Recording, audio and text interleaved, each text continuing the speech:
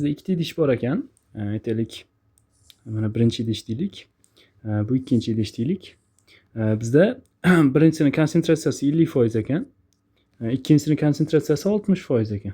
Dastlab ikkinchi idishdagi eritmaning 3dan 1 qismi birinchi idishga solindi. Bunisiga solindi. Mana bunda x litr bor deylik. Bunisida y litr bor deylik. Y ni mana 1/3 qismi o'tdi deylik. Keyingi safarida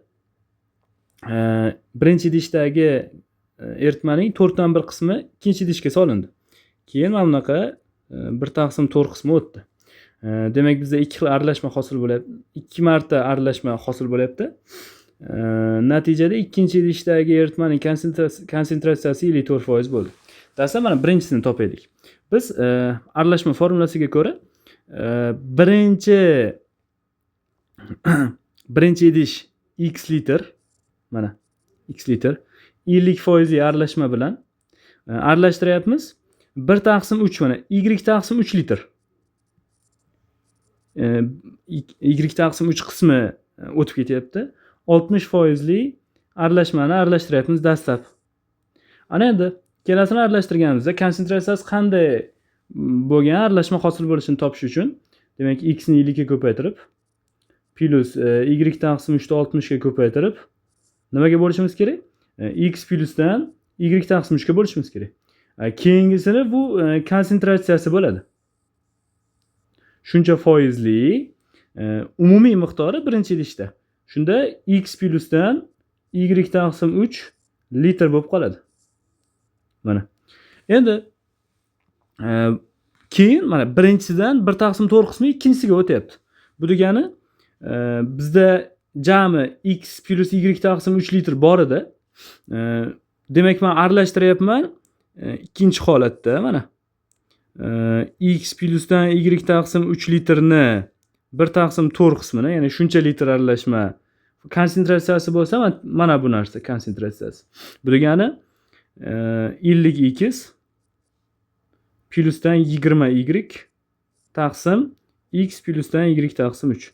Mana bu ikkalasini ko'paytiraman. Shuncha litr, mana shuncha litr va mana bu konsentratsiyali. Endi plusdan ikkinchisida qancha qolgandi? Mana 1/3 qismi chiqib ketsa, 2/3 qolganmidi? 2/3 y va 60% ga o'zgarmaydi u. Biror narsa chiqib ketsa, o'zgarib qolmaydi. Taqsim birinchisiga ikkinchisini qo'shishim kerak. Nima? Litrlarni qo'shishim kerak. Demak, x plusdan y/3 kara 1/4 bo'ladi. Plusdan 2/3 y bo'ladi. Bu mana shunaqangi konsentratsiya hosil bo'ladi. Bizda mana natijada ikkinchi idishdagi eritmaning konsentratsiyasi 54% bo'ldi deyapti. Mana shu 54% ga aylanibdi. Ana endi birinchi idishdagi eritma miqdori esa 29 ml bo'ldi. E'tibor beraylik, bizda dastlab mana birinchi holatdan keyin birinchi idishda mana bu x plus y/3 litr qolgandi.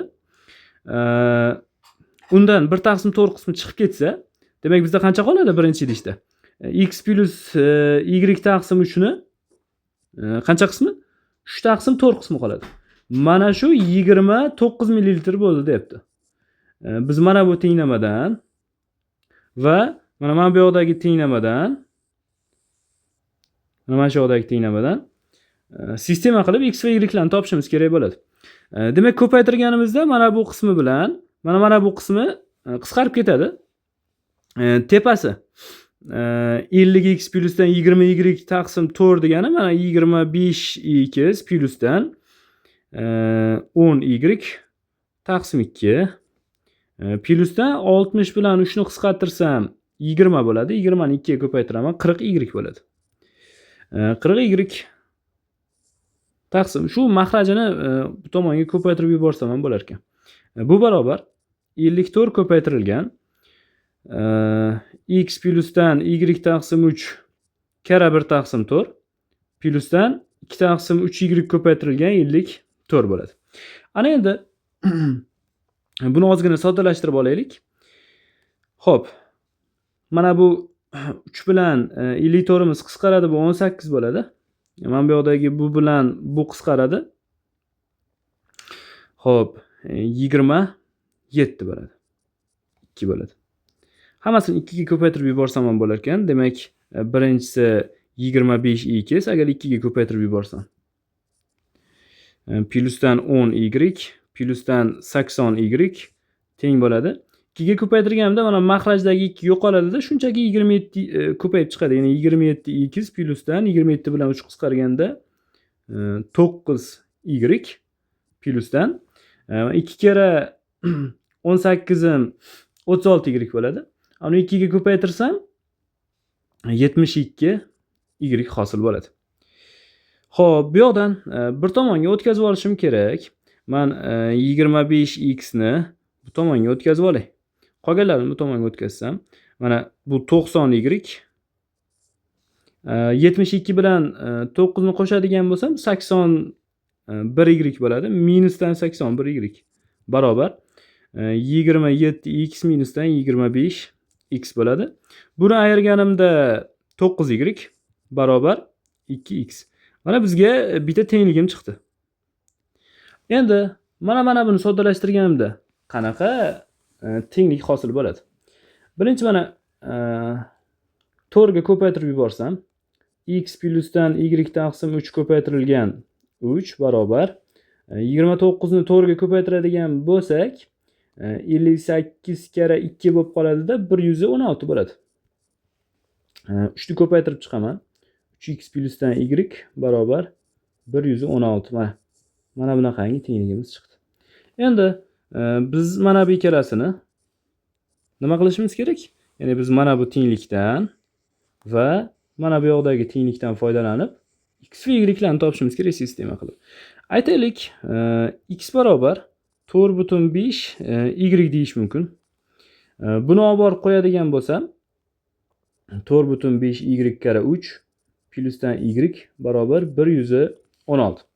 4,5 ni 3 ga ko'paytiradigan bo'lsam 13,5 y bo'ladi. Unga yana bitta y qo'shadigan bo'lsam 14,5 y bo'ladi. 14,5 y. Bu barobar 116. Y topmoqchiman. Menda mana 116 deganim 29 kare 4 edi. Taqsim 14,5. Bu bilan buni qisqartirsam 2 bo'ladida 8 chiqadi. Mana y barobar 8 chiqdi. Demak, y barobar 8 bo'lsa, x barobar 4,5 ko'paytirilgan 8 bo'ladida 36 bo'ladi. Demak, birinchisida dastlab 36 millilitr bo'lgan, ikkinchisida bo'lsa 8 millilitr bo'lgan ekan.